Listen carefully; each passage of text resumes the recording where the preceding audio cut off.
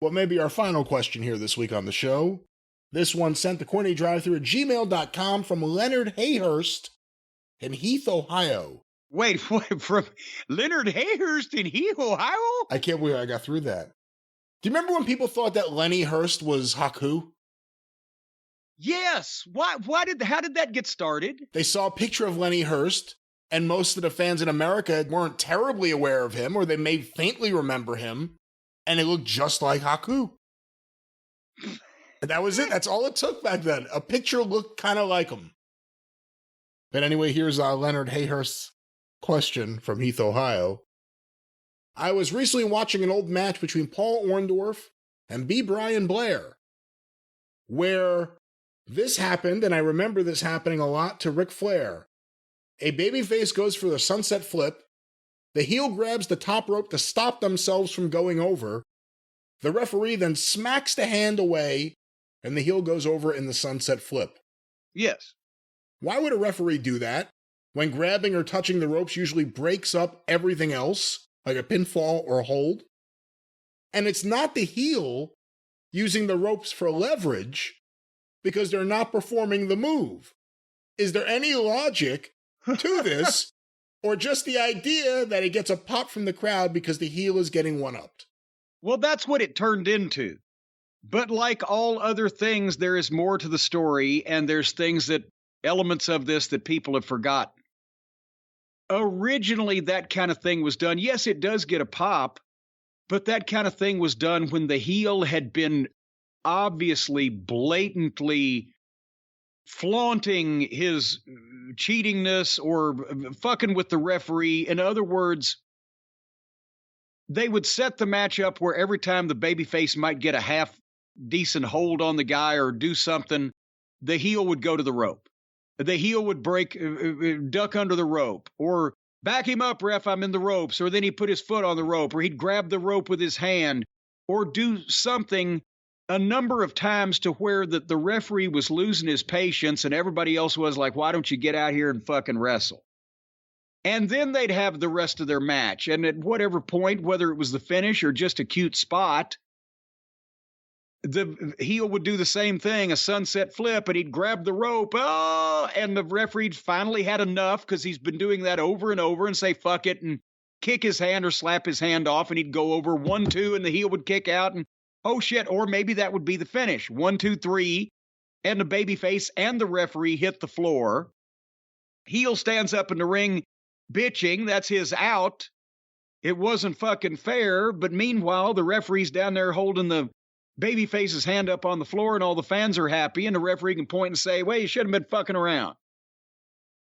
And that way people understood what, but then, again, like every other spot, people just remember the spot, and people got in the business that just remembered spots instead of understanding what it was all about. And now they just do spots. And like what was his name? Hee-hoo from Hee-haw? Leonard Hayhurst. Well, like Mr. Hayhurst from Ohio said, it doesn't make sense when you present it like that because you missed the start of the thing. And that's, we should have said this when we were talking about AEW's booking and Tony melting down, and then I'll quit and I'll give it up. The thing is, everything needs to make sense logically from one thing to another in life, or people are distracted by it not making sense. So when you're trying to sell somebody something, if there's some glaring piece of information or something visually that just doesn't add up, you stop listening to the sales pitch and stop hearing the wonders of the thing that they're trying to get you to buy, and you start asking yourself, well, why does this look like that, or why does that do that, or whatever, when things don't make sense. So when Tony or any of these other fan-type bookers just remember a spot or an angle, or Shitstain's favorite one was, Piper hitting Snuka with the coconut. They don't remember the buildup, or they don't remember the payoff, or they don't remember the way that it was sold to the fans where they could understand it. If you've got a big-time Hollywood blockbuster movie with all the CGI and all the car crashes and the car chases and the explosions and the sex and violence and all the high spots. That's a big deal. But during that big heist movie, before they have the car chases and the zippy soundtrack with the music montage of them doing the crime, and then the explosions start, there are always a few quiet scenes where nobody gets beat up and nothing happens, but the actors just, I don't know, interrelate with each other and act and explain the story, explain the progression of what's going on, let the viewer understand their motivations and goals, so that when the big finish comes up and everything blows up and it catches on fire, you understand why they did it. It makes sense in the end. So those quiet spots are not crash TV. They're not car wrecks that everybody's going to, oh, look at that. But they're part of what's necessary to understand what's happening. And Tony don't want to put any of those quiet scenes where the actors just act with each other on his television program, which is why it's always chaos and things don't add up.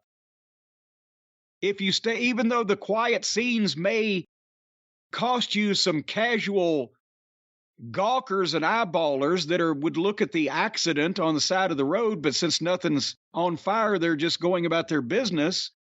But for the people who pay attention to that, they will understand and have some type of insight on why that car wreck came about and who ought to be blamed for it, because they were listening and paying attention. Did I answer that question from hoo-ha, from wherever? I believe you answered Mr. Hoo-ha's question. But Jim, one last question. I know I said that was the last one. One last one. This was sent to CornyDriveThru@gmail.com from Gregory Hawkins in Evansville, Indiana. On the July 25th, 1987 episode of World Championship Wrestling, there happened to be a lady in the audience who was holding a rubber snake. And upon the entrance of the Midnight Express, she held up the snake and manipulated it into a seductive dance.